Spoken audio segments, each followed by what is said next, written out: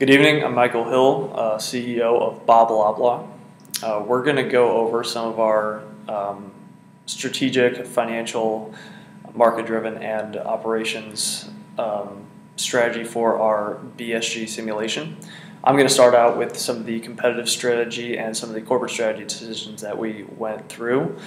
To start with our initial competitive strategy, we chose to put ourselves in a position where we aim for the middle of the road, middle of the market, in order to avoid the discount low-end market. We wanted to be in a position where we could capture a large market altogether and also put ourselves in a better position to move up market if we so chose. With this, we expected our rivals to differentiate themselves based upon the SQ ratings and upon their price. If they were to do this, we felt our best response would be to maintain our strategy and not chase the players down market if they were to so choose. Our initial corporate strategy, we were deciding to invest in a Latin American plant that would give us the ability to capture market share in Latin America. We would avoid tariffs and excess shipping costs to North America. It would also allow us to avoid having to produce more in North America and better respond to the North American market, given what it would do. We found that the European African market was the market of least value to us due to the high tariffs that killed margins, and therefore exiting would allow us to use Asia Pacific capacity more effectively elsewhere. Hello everyone, my name is Nathan Vance and I'm the Chief Marketing Officer for Bob Loblaw. Talking about our marketing strategy, we really wanted to have a strategy that put us as a main player in the market. To that point, we got into as many retail outlets as we could by offering better than industry average retail support and delivery time. We also offered a wider selection of models than the industry average in order to provide the variety that was being demanded by retailers.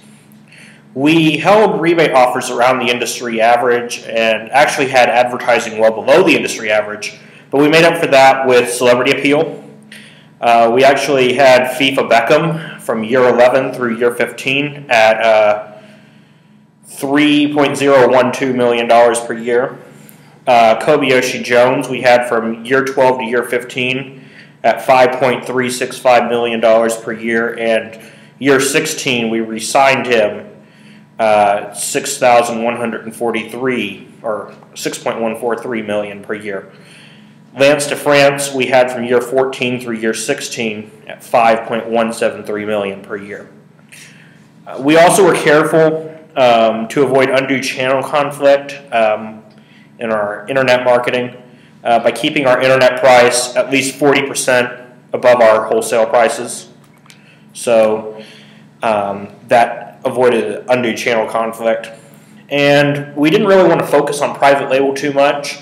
We only entered private label when we figured that we might have excess capacity. So our strategy there was really to use it as a way to use all of our capacity in our plants. And that's the story on marketing strategy. Hi, my name is Adam Bush. I am the CFO of Bob Loblaw, and I'm going to talk a little bit about some of our key financial metrics as well as our financial performance. So first, I'd like to talk about our share price. Our target share price was $85. We almost reached it in year 1 at $84.53. However, it fell in subsequent years, and we had a sudden valley in year 15 at $14.67. As far as EPS goes, our target was $4 per share. Again, year 1, we almost reached it, but as the strategic situation deteriorated, we fell into a low in year 15, but recovered in subsequent years.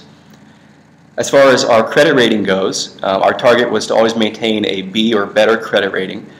However, in some years, years 12 and 15, we prematurely shot our wad and got a B- credit rating. However, we did recover from that.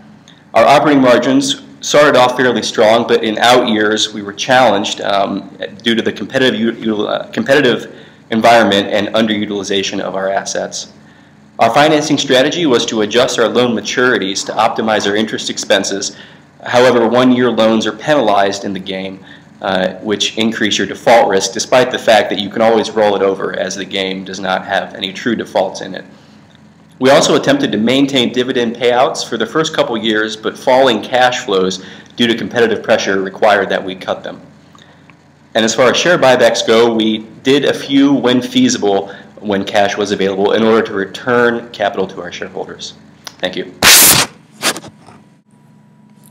Hi, my name is Meredith Sapp. I'm the COO of Bob Blah Blah, named after the best show ever, Arrested Development. I'm going to talk a little bit about some of our production decisions and how they related to our overall strategy. For the most part, our production decisions were made to balance the goals of gradually increasing our SQ rating to keep up with the industry average, and also doing this in the most cost-efficient manner. We tried to minimize production cost in whichever way was the most cost-efficient for the plant location and the specific year. We also gave consideration to which investments were long-term, such as total quality management and best practices training, versus more variable costs such as styling and the number of models available. We varied our production capacity in the different locations quite a bit throughout the 7 years of the game. Our first step was to build a plant in Latin America immediately. We noticed that there was a huge opportunity for cheap production there, so we invested in that very quickly, and then also installed option A as soon as the Latin America plant was up and running to reduce reject rates and also reduce our cost. We did make a mistake that we're willing to admit with the North America plant. At the beginning of the game, we installed option A and option D to reduce the rejects and increase worker productivity, but then shortly thereafter we sold that plant when we noticed that the production could be a lot cheaper in Latin America and serve the same markets with no tariffs. So these investments in the North America plant were a little bit of a waste of an investment, but that's okay. In year 15, our industry had a lot of excess capacity, and at this time we sold off part of our Latin America plant. The following year, capacity the market reacted and capacity became constrained again. At this point, we wanted to reclaim some of the available capacity, so we bought this back very quickly. And then subsequently decided to pull out of Europe when we noticed that the tariffs there were basically making our margins extremely tight. So this is another thing that we would change if we could do it again. We would not have repurchased that capacity in Latin America because our decision to pull out of Europe definitely made that a bad decision. But altogether, our production decisions were in line with our strategy of keeping our SQ rating middle of the road while also reducing our production cost in the most efficient manner. Hello everyone, it's Michael Hill again. I'm going to go over some of the points that we felt that we did well and a point or two that we felt that where we did not do so well. In terms of what we did well as a company, our credit rating was a strong point for us towards the end. While we were in a bit of a sudden valley for a while, we were able to come back out of it. We were able to bring it back up to an A by the end of the simulation, so that turned out well for us. We were also able to rebuild our image rating, and it started out at about 70. It had dipped to about 62 towards the middle, but we were able to bring it back up to around the same level. Our wholesale market share in our 3 markets, we had actually pulled out of the European market. We had been able to maintain market shares of approximately 16 to 17.5% in the other 3 markets, which was pretty good for us.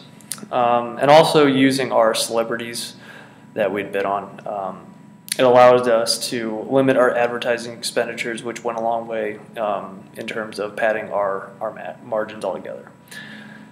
So what we didn't do well, referring back to our initial competitive strategy, it seems a lot of the other players in the industry went down market pretty quick, and that actually really killed our margins for a little bit, especially in year 15.